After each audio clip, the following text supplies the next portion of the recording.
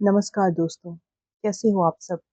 आशा करती हूँ आप स्वस्थ एवं खुशहाल होंगे। आज हम सुनेंगे कहानी सुनने की मशीन, जिसे लिखा है मीनू त्रिपाठी जी ने। इससे पहले कि आप कहानी में खो जाएं, आप सबसे अनुरोध है कि आप चैनल को सब्सक्राइब कर लीजिए ऐसी ही और बेहतरीन कहानियाँ सुनने के लिए। यदि कहानी में आपको कुछ पसंद आए तो हमें कमेंट करके अवश्य बताइएगा। तो चलिए कहानी शुरू करते हैं। सुबह सुबह अखबार उठाने के लिए देवधर फाटक के पास पहुंचे तो नजर ऑटो पर पड़ी, जो एकदम फाटक के पास आकर रुका था। उत्सुकतावश वह ऑटो में आए आगंतुक को देखने लगे। आगंतुक ने जब तक ऑटो वाले को पैसे दिए, उतनी देर में स्मृतियों को खंगाल कर देवधर ने आने वाले के स्वागत में फाटक खोल दिया और उनके मित्र कैलाश हंसते हुए उनके गले लग गए। करीब 20 साल पहले कैलाश का परिवार देवधर के घर में किराएदार के तौर पर आया था और तकरीबन 10 साल तक रहा।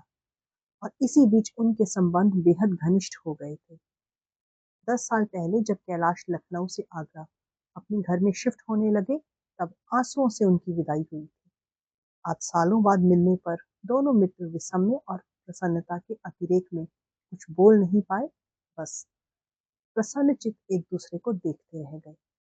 कैलाश को देवधर पहले से कमजोर लगे, वहीं देवधर कैलाश की आंखों पर चढ़े मोटे चश्मे और बिना रंगे बालों की सफेदी देखकर हैरान हुए। यहाँ कैसे? भावुक देवधर ने गले को खंखारते हुए कहा। तो कैलाश बोले, बहन की बेटी की शादी है लखनऊ में। लड़का यहीं से है तो शादी यहीं से हो रही है। देवधर को शायद ठीक से सुनाई नहीं दिया, पर दोबारा पूछे बगैर वह उत्साह से उनका हाथ पकड़कर बोले, चलो चलो भीतर चलो। बैठक में प्रवेश करते हुए कैलाश ने कहा, रेणुका भी आना चाहती थी, पर वह झमेलों में आकर फंस गई। मैं तो किसी तरह बच के निकल आया। बैठक से आती आवाजें सुनकर देवधर के बहू बेटा भी आ गए। बेटे ने विस्मय से सालों बाद आए अपने कैलाश अंकल को देखा और उनके पांव छुए। बहू ने भी कुछ संकोच में भरकर प्रणाम किया। देवधर की पत्नी सरला की हार चढ़ी तस्वीर देखकर कैलाश बोले।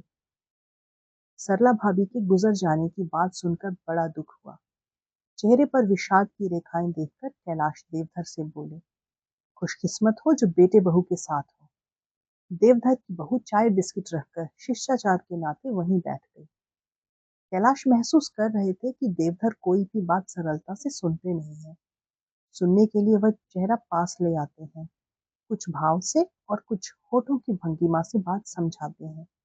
जब नहीं समझ पाते तो माथे पर सलवटों के साथ हैं हैं एक दो बार करते हैं। तब उसी बात को ऊंचे स्वर में दोहराया जाता है। कभी कभी तो कोई शब्द 3-4 बार बोलना पड़ता है। कैलाश से नहीं रहा गया तो तेज आवाज में बोले, भाई तुम कानों में सुनने वाली मशीन क्यों नहीं लगवा लेते? सुनते ही बेटे ने कहा, पापा को लाकर दी है अंकल मैंने, पर वो लगाते ही नहीं है। देवधर समझ गए कि बात सुनने वाली मशीन के विषय में हो रही है, तो सफाई में बोले, क्या करे, अटपटी सी लगती है। लगता है कान में कुछ ठूंस दिया है। पापा को लेटेस्ट डिजाइन लाकर दिया है अंकल, उसे लगाकर तो पता भी नहीं लगता कुछ लगाया भी है या नहीं।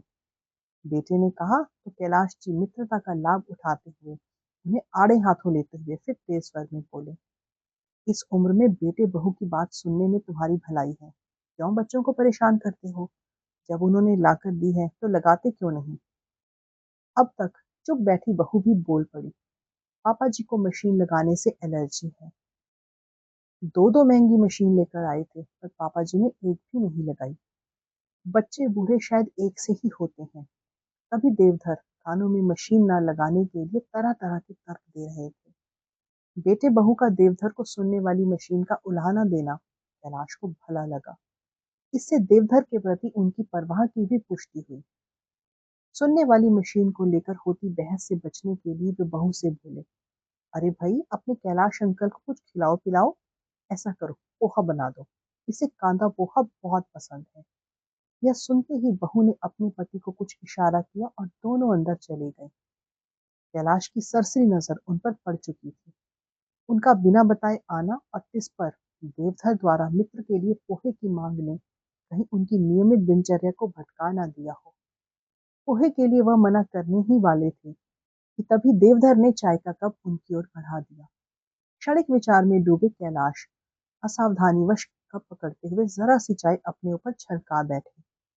कैलाश के कुर्ते पर चाय गिरी देखकर देवधर बोले, अरे अरे, कहकर अफसोस और चिंता भरे भाव से उठने लगे तो कैलाश उनको बैठने का इशारा करते हुए तेजी से डाइनिंग रूम के कोने में लगे वॉश बेसिन की ओर बढ़ गए।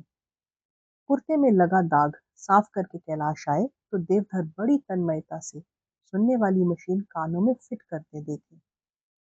कैलाश को देखकर उन्होंने पूछा, दाग तो नहीं पड़ा शर्ट पर?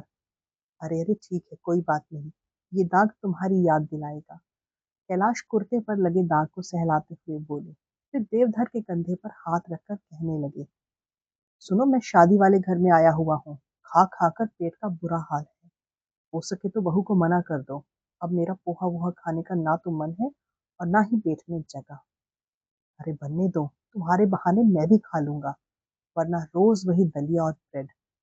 देवधर के कहने पर कैलाश चुप हो गए तो वह बोले, अब सुनाओ हालचाल। देखो, तुम्हारे लिए सुनने वाली मशीन लगा ली है। मित्र को उत्साहित देखकर कैलाश मुस्कुरा दिए और फिर ढेर सारी बातें हुई। सरला भाभी और रेणुका की कटोरियों की अदला बदली, इतवार को इकट्ठे बैठकर खाना, घूमना फिरना, स्मृतियों में बसे वो सुनहरे दिन दोहरा दिए गए। कैलाश ने ध्यान दिया कि पुरानी बातें साझा करने पर देवधर के चेहरे पर रौनक आ गई थी। इसी बीच बहू आकर पोहा बनाकर रख गई थी। चलते समय दोनों मित्र एक बार फिर गले मिले। कैलाश देवधर की पीठ सहलाते हुए भावुक हो गए। तभी ऑटो आ गया।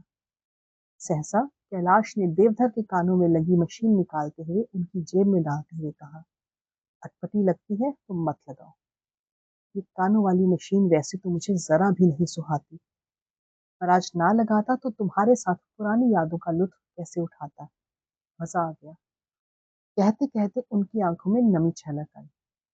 ऑटो गली में मुड़ नहीं गया तब तक देवधर हाथ हिलाते रहे। ऑटो में बैठे कैलाश की नजर सहसा कुर्ते पर पड़े दाग पर पड़ी। ये दाग तो शायद निकल जाएगा, और मन में पड़े दाग का क्या करें। उन्होंने सोचा, काश वो देवधर के बेटे बहू की बातें ना सुनते। 2 घंटे पहले जो हुआ उसकी रील सी मस्तिष्क पर चली। कुर्ते पर लगे दाग को धोने के लिए जब वह डाइनिंग रूम की ओर बढ़े तो बगल वाले कमरे से देवधर की बहू की झुंझलाहट भरी आवाज कानों में पड़ी, पापा जी को तो जरा भी समझ नहीं है। पोहा बना दो, बस जुबान हिला दी। अब बोला है तो बनाना ही पड़ेगा। दोस्त को देखकर जरा ज्यादा जोश में आ गए हैं। जाने दो अंकल को, फिर लूंगा क्लास पापा की। देवधर के बेटे ने अपनी पत्नी को तसल्ली दी। कैलाश के सामने देवधर की ली जाने वाली क्लास का काल्पनिक दृश्य उभरा। आंखें धुंधला सी गई। सुनने वाली मशीन ना लगाने की जिद के पीछे छिपा कारण उनकी समझ में आया तो वह चश्मे को उतारकर रुमाल से अपनी आंखें साफ करने लगे। तो दोस्तों, ये थी आज की कहानी। कहानी कैसी लगी हमें कमेंट करके अवश्य बताइएगा। अगर कहानी अच्छी लगी तो इसे लाइक कीजिए और शेयर कीजिए, और ऐसी ही और बेहतरीन कहानियां सुनने के लिए चैनल से जुड़े रहिए। मिलती हूँ फिर एक और नई कहानी के साथ। तब तक अपना ध्यान रखिए। धन्यवाद।